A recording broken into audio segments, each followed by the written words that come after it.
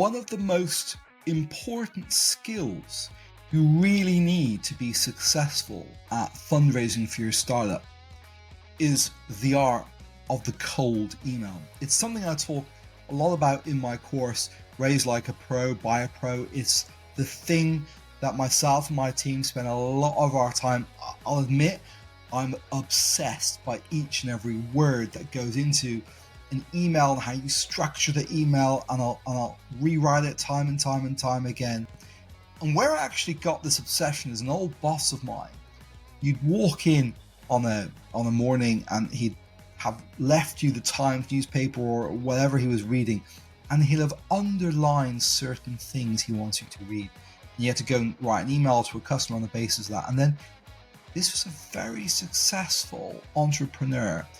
He would literally have you in his office on his warm and comfortable couch, and he would literally spend hours walking this through with you, word by word, thinking about it, not kind of pushing you per se, not correcting your work, but working with you and obsessing. And that really showed me the value of obsessing over every single word. So let's go through this. Let's show you what I do to successfully raise millions for startups anywhere in the world from investors all over the world. Let's lean in. So let's start at the very, very top. First thing you need to do is research the right person. Make sure that if you're talking to a VC, typically an associate or a principal role, the people responsible for finding deals and putting deals together, spend a lot of time on social media, on LinkedIn, on X, formerly known as Twitter, on Substack, on wherever you find investors talking about a latest investment, they've done the reasons why they've made a specific investment, or on socials or the firm's thesis, whatever it is. But make sure you find the right person. Get their email. You can use Apollo or one of these various lists that are going around. You can get their email.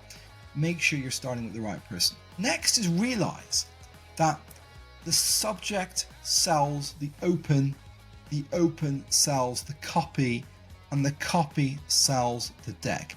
Create that subject that's compelling, that's a great hook, that makes it really clear why that investor receiving your email should even open it. Look, you can imagine the volume of emails that investors get constantly. We get dozens. So make sure that of all those dozens they get a day, that it's your email they want to open. Make that an interesting, compelling hook. Make it a subject that people want to open, because that subject will sell open. Next, once they've opened the email, obviously start off with their first name, personalize it, not like a hi there. Don't use dear or dear sir, dear madam, just too formal, right? Just get right in there and use the first name. And then create this really hyper-personalized hook. This first paragraph that shows the investor you've taken the time to research them, know what they want, know what they're looking for, where they invest geographically, what sector they're in, what stage they're in, the size of checks, their ownership requirements, whatever it is.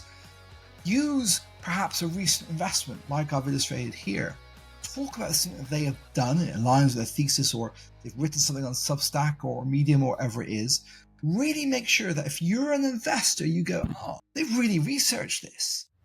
They know what I'm looking for. So make sure you spend a lot of time doing that hook, because that hook is the key that sells it. Then in the text that will be the common text across all your investors, make sure you say what it is. Don't talk about mission. Don't use silly, sheepy words like empowering.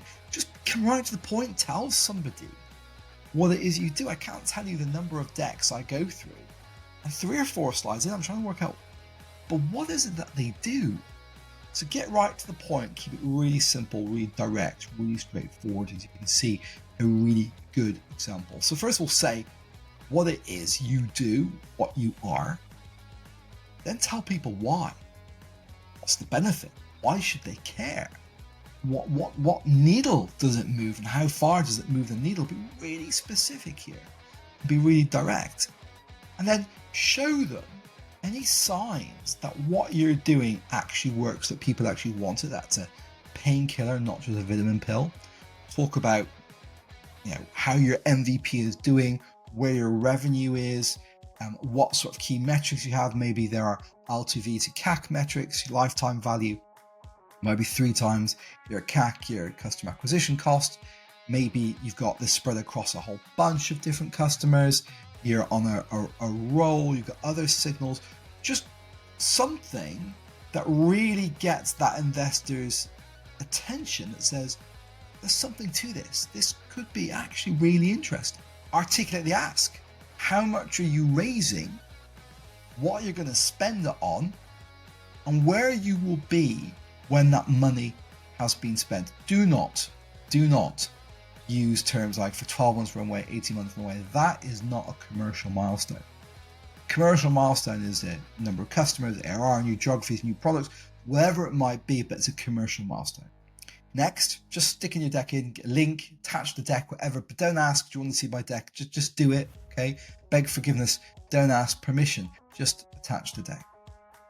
And then finally, make life really easy for the investor. Don't copy in an admin and say, hey, my admin will find the time. It's just full of friction. Just put in a Calendly link or a Notion calendar or something that makes it so easy for the investor to click on the button and say, let's do this. Reduce friction. So I hope that helps. I hope I've explained this in a really clear way. Any questions, hit me up. I go into this subject so much more detail in my course, Raise Like a Pro, Buy a Pro. Go to learn.glennluna.com to access that course. I actually go through the whole research process, show you how I do it, the various tech stack, and walk you through real live examples. So check it out, but I hope this has been helpful. Let me know in the comments below.